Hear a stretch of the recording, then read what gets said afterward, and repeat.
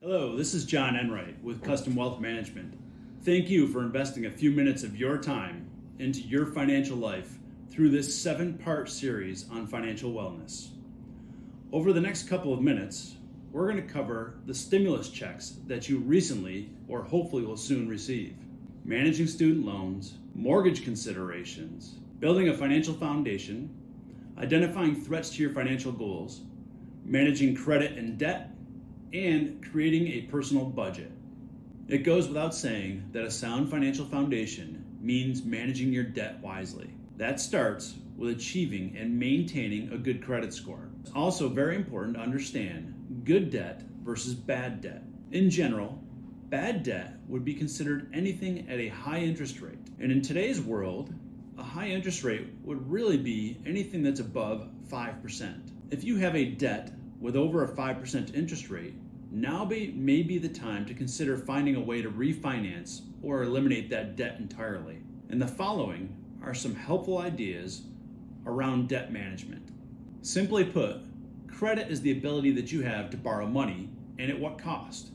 Credit provides each of us with many different opportunities, such as buying a home or a car. Credit scores help to determine at what cost that credit can be had, or better put, at what interest rate we might be able to accommodate or receive that credit. There are 3 well-respected credit report companies in the United States, and you should be reviewing your credit score at least once per year.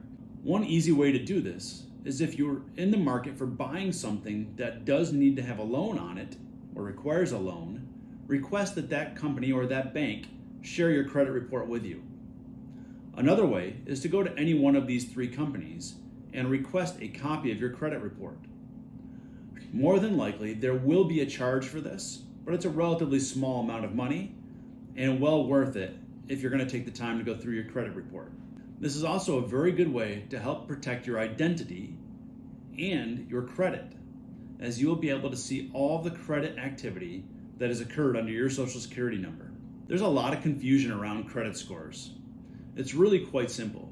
Your payment history, the amount that you owe, how long you've had the loan for, and how good you've been about making your payments, the type of credit, and whether or not is a new credit, all influence your credit score. And ideally, you should aim for a credit score of 720 or higher. An important fact that we can note here is that the average credit card debt, which we would classify as bad debt, is over $7,000 per United States household. Credit cards can certainly be very useful if they're properly managed. And there are clearly positives and negatives when it comes to credit cards. I've always felt that with credit cards, it's actually best to focus on the negatives. The challenge with credit cards is they're extremely easy to use, but how do you keep track of how much you're actually spending and how much your bill will be at the end of each month?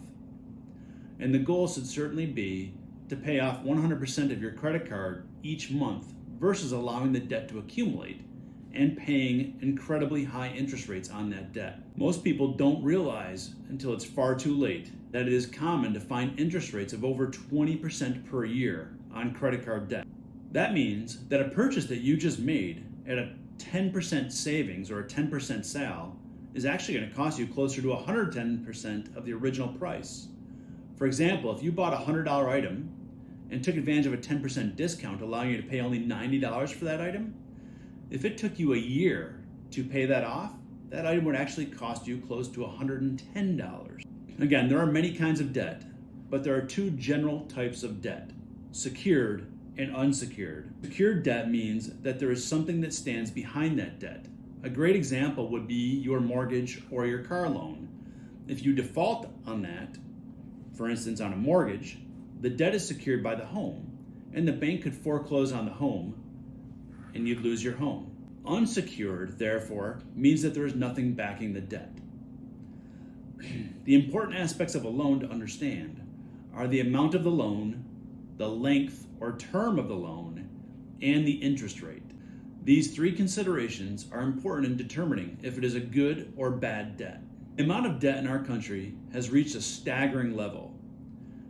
This is referring to personal debt as opposed to the national debt of our country. With over $13 trillion in personal debt, it's important that each one of us does our absolute best in managing our debt. Just as important is our effort in teaching our children about debt and finances. We have some great tools that can help you with this. Feel free to reach out to us with any questions that you might have. One of the easiest steps in doing our part in managing personal debt is to look at every potential opportunity for credit and determine if it is a proper use of debt. An improper use of debt is simply one at a higher interest rate or one that is simply not affordable when taking into account all of the other financial goals that you have. Your time was well invested, and at this point you have some great takeaways. We are here to help you through this, and we welcome you to reach us with any questions or challenges you may have. Thank you, and please stay safe and join us for the next part of this 7-part series.